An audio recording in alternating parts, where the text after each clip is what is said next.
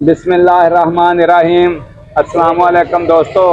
तुहानू पता अभी जश्न आज़ादी आ रहा 14 अगस्त, थोड़े दिन रह गया।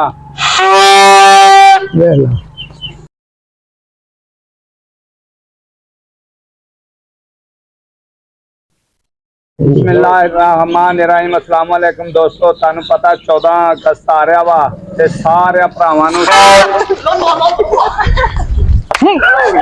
खोती जा पुत्र मैनू आख्या मोहन आख्या चलो ये अपना मुंडा वा ते तू मन शक मुंडा भागा जाना कच्ची लस्सी वर्गू है खोती दा पुत ना बेटे पूरा तेरा हाथ में बहना घोड़ी जा पुता तू आज 6 महीने पिछो आ गया मैं आजा आजा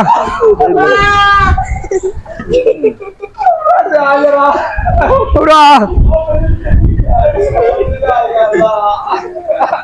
मां रमूना वाजे ले फिर दे